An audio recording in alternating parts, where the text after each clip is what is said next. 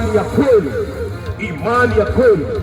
Na mimi nitapenda tusome kwenye kitabu kile cha Waebrania sura ya 11 na ule mstari wa kwanza.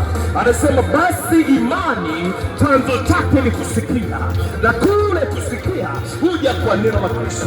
Ebrania anaeleza kwa habari ya tafsiri ya imani, lakini Warumi anaanza kueleza kwa habari ya imani na kujaja. Kabla hatujaenda kwenye kujua imani tunaipokeaje, nataka tujue maana ya imani. Ebrania 11 mstari wa kwanza ndivyo ilivyoandika. Inasema imani ni kuwa na hakika ya mambo yatarajiwayo na ni bayana ya mambo yasiyoonekana. Imani ni kuwa na hakika ya mambo yatarajiwayo na ni bayana ya mambo yasiyoonekana. Kwa hiyo imani, kila mtu mwenye mwili anayo imani, lakini sasa ni kujua hii imani ya kweli au imani ya uongo itategemea asili ya imani hiyo ameipata kutoka kwenye nini, kwa sababu kila imani ina chanzo chake. Sasa tukisoma kitabu cha Warumi sura ya 10 na mstari wa 17, anasema basi imani chanzo chake ni kusikia, na kule kusikia huja kwa neno la Kristo. Imani chanzo chake ni kusikia, na kule kusikia huja kwa neno la Kristo. Imani ya kweli inakuja kwa kulisikia neno la Kristo. Kwa hiyo ni vizuri sana ujitunze kwenye maisha yako ni nini unakisikia. Maana sikio linafananishwa na tumbo la uzazi. Sikio lako mwanadamu linafananishwa na tumbo la uzazi. Kwa namna gani? Sikiliza. Tumbo la uzazi linapopokea mbegu linafanya kitoto kinaumbika, embryo, na baadaye mimba inatungwa na anazaliwa mtoto ndani ya miezi 9. Kwa hiyo sikio lako linafananishwa na tumbo la uzazi, na maneno unayoyasikia yanafananishwa na mbegu.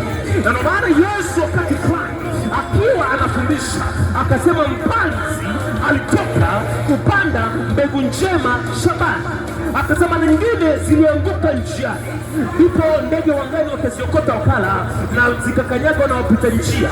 Akasema nyingine zikaanguka kwenye miba, akasema zilipoota zilisongwa na ile miba zikashindwa kuzaa matunda. Akasema nyingine zilianguka kwenye mwamba, anasema zilipoota jua lilipiga zikanyauka kwa sababu iko juu ya mwamba. Akasema na nyingine zilianguka kwenye udongo mzuri, akasema hizo zikazaa 180. Akasema Yesu akawauliza wanafunzi wake, je, mmeelewa maana mfano huu? Wakasema sisi hatujakuelewa. Akasema sasa sikilizeni, mbegu ni neno la Mungu.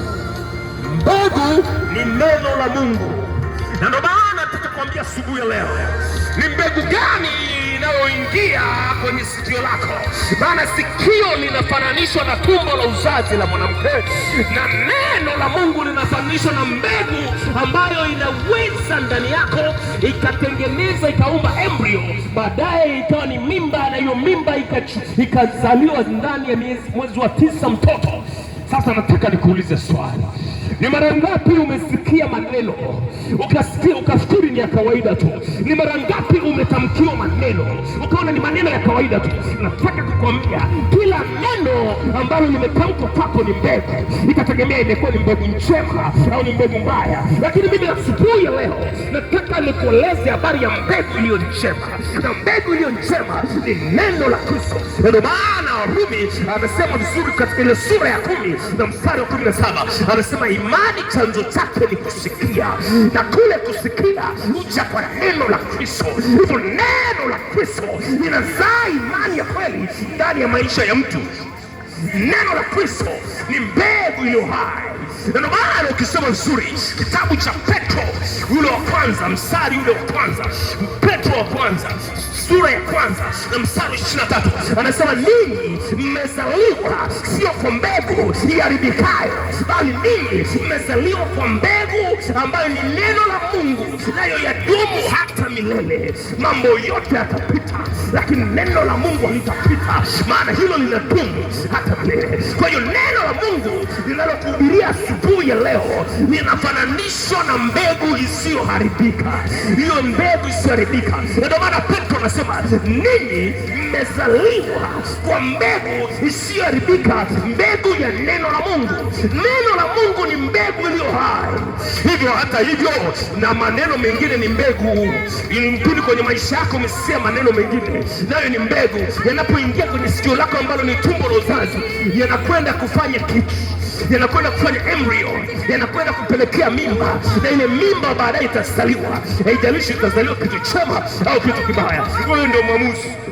Na ndio maana Biblia inasema vizuri, linda sana moyo wako kuliko yote ulindayo, maana huko ndiko zitokako chemichemi za uzima. Hivyo asubuhi ya leo inayo kila sababu ya kukueleza imani ya kweli inayoletwa na kulisikia neno la Kristo. Imani ya kweli inakuja kukulisikia neno la Kristo. Neno la Kristo ni mbegu. Kwa hiyo sisi hapa tumefananishwa na mpanzi.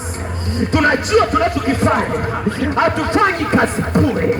Tunachokifanya, tunapanda mbegu ndani ya mioyo yenu, aidha mnataka au hamtaki, lakini mbegu tunayopanda tunaielewa, haifi. Hii mbegu unaisikia hapa, hili neno unalisikia hapa, halitakufa bali litaishi, kwa maana neno la Mungu ni mbegu iliyo hai. Na hivyo ninawapandia mbegu iliyo hai asubuhi ya leo, maana mbegu iliyo hai utapoipokea na utakapoikubali, itafanyia inapoingia kwenye sikio lako kama tumbo la uzazi, linakwenda kufanya kitu, na baada ya siku kadhaa linazaliwa.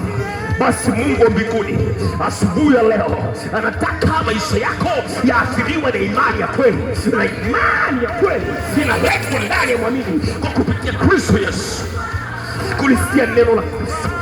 Ndio maana ni vizuri sana kujua nguvu iliyo katika vinywa vyetu ni nguvu ya uzima na mauti, na maneno yetu yana uzima na maneno yetu yana mauti, lakini neno la Mungu ni uzima, tena yana uzima wa milele. Lakini maneno mengine ambayo hayana asili ya Mungu wala hayahusiani na Mungu, hayo yana uharibifu mkubwa. Unasikia mtu anakuambia na tuone kama utaenda mbali kwenye kazi unayofanya, na tuone kama utapata faida, na tuone kama utatoka utaendelea, na tuone kama ndoa itaendelea. Hiyo ni mbegu, usizarau. Hiyo ni mbegu. Kwa Biblia imeandika kwenye kitabu kile cha Mithali sura ya 18 na ule mstari wa 21, anasema mauti na uzima viko katika uwezo wa ulimi, na hao upendao watakula matunda yake. Mauti na uzima viko katika uwezo wa ulimi. Asubuhi ya leo nataka nikujulishe jambo hili. Mauti iko kwenye ulimi wako na uzima uko kwenye ulimi wako. Je, unapenda kitu gani kati ya mauti na uzima? Neno la Mungu ndio uzima. Ndio maana Yesu Kristo akawaambia wale Wayahudi waliomwamini, maneno yangu yakikaa ndani yenu, ninyi mmekuwa wanafunzi wangu kweli, mtaijua hiyo kweli, na hiyo kweli itawaweka huru, nani mtakuwa huru kweli kweli.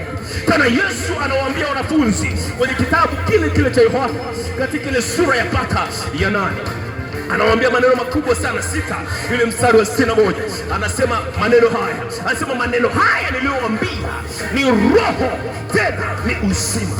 Maneno haya niliyowaambia ni roho tena ni uzima. Maneno ya Kristo ni roho na ni uzima. Kwa hiyo neno nalokuambia hapa asubuhi ya leo sio maneno yangu, ni maneno ya Yesu Kristo, na maneno ya Yesu Kristo ni roho na ni uzima. Unapoipokea neno la Kristo Yesu unakuwa na uzima, kwa sababu linaileta uzima ndani yako. Na nataka kuambia tuna vitu viwili tu.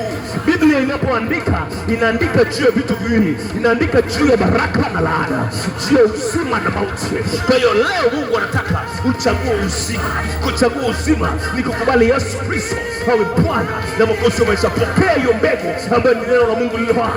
Asubuhi ya leo pokea neno la Mungu lililo hai. Asubuhi ya leo pokea neno la Mungu lililo hai. Katika siku hii nzuri ya Idi, pokea neno la Mungu lililo hai. Kuna jambo litabadilika kwenye maisha yako, kuna mifumo itabadilika, maana Yesu Kristo anapoingia ndani ya maisha ya mtu, kama alivyoingia kwenye hekalu lililokuwa na fujo, wanabadilisha fedha, wanauza na kununua, wakati ndani ya hekalu akasema mkujua ya kwamba nyumba ya baba yangu itaitwa nyumba ya sala.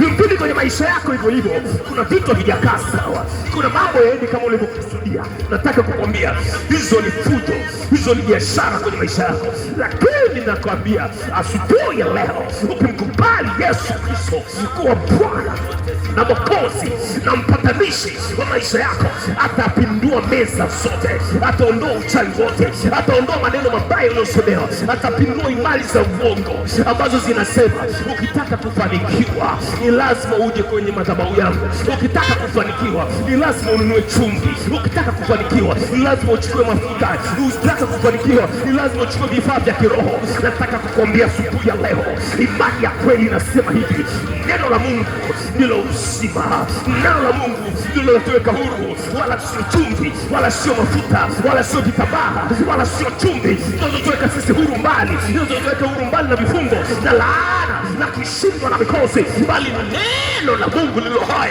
Nikisoma Zaburi ya kwanza ule mstari wa kwanza na kuendelea, anasema heri mtu yule asiyekwenda katika shauri la sio na haki, wala haketi barazani kwenye mizaa, maana sheria ya Bwana ndio impendezayo, uitafakari usiku na mchana. Maana atafananishwa na mtu uliopandwa kando kando ya vijito vya maji, uzao matunda yake kwa majira yake, na kila alifanyalo huyu mtu atafanikiwa.